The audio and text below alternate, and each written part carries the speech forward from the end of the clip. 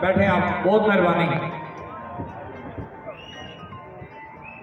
भी वज़ीर आज़म है, तो बात आपको समझानी है कि जब मैंडेट हमने अपने एमएलए को दे दिया वोट डाल के, तो वो फैसला उसने करना था।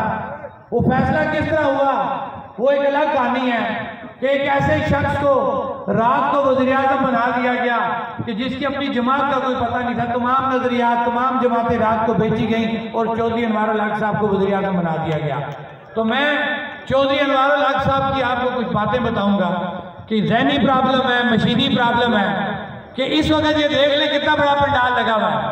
अब होगा क्या, ये रावलाकोट में हुआ, उन्होंने कुछ बंदों को मतल भी किया, उनको चेंज भी किया कि रावलाकोट में आपको यौम तहसीस याद है जो रावलाकोट में बनाया गया था, कितना बड़ा पंडाल था, सीढ़ियां भी ग्राउंड की भरी हुई थी।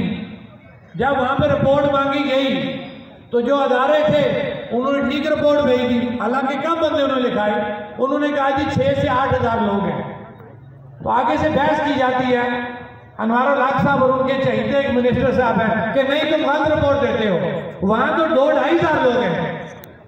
मतलब मैं आपको इनकी ज़हनी हालत बताता हूं। अब इस वक्त ये जो पंडाल यहाँ पे भरा हुआ है, सुबह क्या होगा कि रिपोर्ट जाएगी, डर डर के जो रिपोर्ट देने वाले हैं उनको भी वो रावलाकोट वाक़े के बाद अब वो भी यहाँ पे गलत रिपोर्ट देंगे।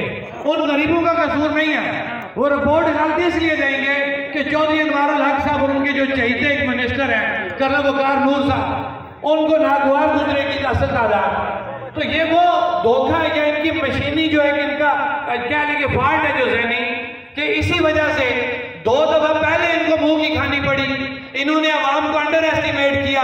अब आज फिर भिंबर के इस क्राउड को देखते हुए ये फिर अंडर एस्टिमेट करेंगे रियासत भर के लोगों को, और ये फिर शब खून मारने की कोशिश करेंगे। और तीसरी दफा फिर मेरा ये पूरा पुख्ता यकीन है आप लोगों के इस इज्तिमा को देखते हुए, रियासत भर में लोगों के एतमाद को देखते हुए कि इंशाअल्लाह तीसरी बार फिर इनको मुंह की खानी पड़ेगी और ये आवाम एक दफा फिर जोर दर जोर सड़कों पे निकलेगी, पुरअमन निकलेगी अपने हकूक को पूर्ण मनवाने के लिए, अपने चार्टर ऑफ डिमांड को मनवाने के लिए।